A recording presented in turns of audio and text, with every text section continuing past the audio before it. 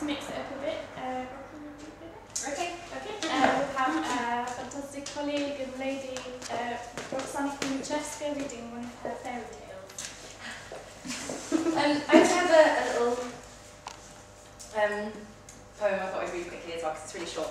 And it went into a play we did for radio called Gripes of Wrath. Gripes of Wrath. It's just a tiny thing, but it was. I like it. Okay. I have an MA in bragging about my achievements. I have a PhD in discussing my inferiority complex. Oh, it's really small font. Okay. I have an MA in bragging about my achievements. I have a PhD in disguising my inferiority complex, my very real and deep-rooted fear of being overlooked with mock modesty. I graduated from bringing up all points of success at any given opportunity, irrespective of relevance, first in my class. The reason you've never heard of me despite my apparent accomplishments is because I value my privacy. Did I mention I'm a member of Men's?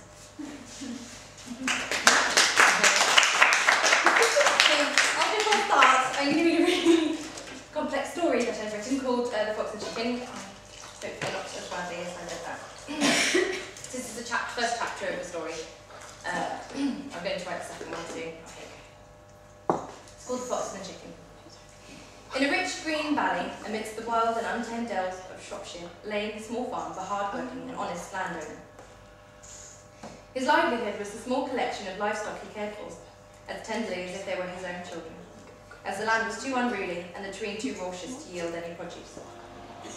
He talked of his animals, stayed with them through the nights if they were unwell, had names for all and fed them better than himself. He wept with every birth and mourned every death. His abode was in the centre of the operation, so that he could keep a close and watchful eye on his precious reserve at every waking hour.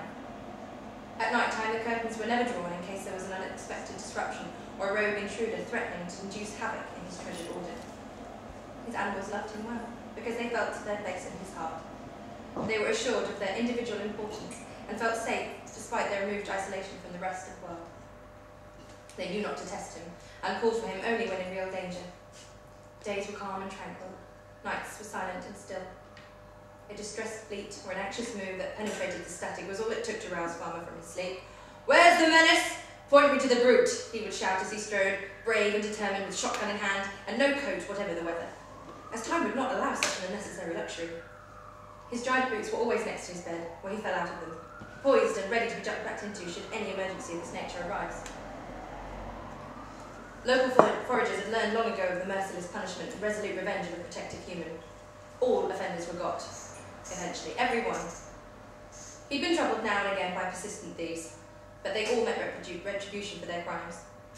This story is about one who caused our honest labourer the greatest pains and the deepest heartache. Fox was a sly, sleek and sophisticated scavenger. She had a reputation for sneaking in and out of hen huts and nabbing her loot without disturbing its residents or leaving any trace of her trespassing. For a time she regularly robbed the same farms, their owners confused by the mysterious depletion in their stock, until she had taken all. There was no more to be had. She moved out further into the Shropshire Dales in order to find new game. Unaware that the owner of the farm she had selected as her new target had names for every chick, hen and cock on his property, she assumed, like every other stupid human, he would not notice her plundering for some time. She spent a few days stalking the perimeter of the property, noting the routine of the inhabitants. She thought unnoticed. But she had been seen. Not by wily farmer, but by reliable cock. The cock kept a lookout day and night, the withered old barn roof acting as an ashore crow's nest.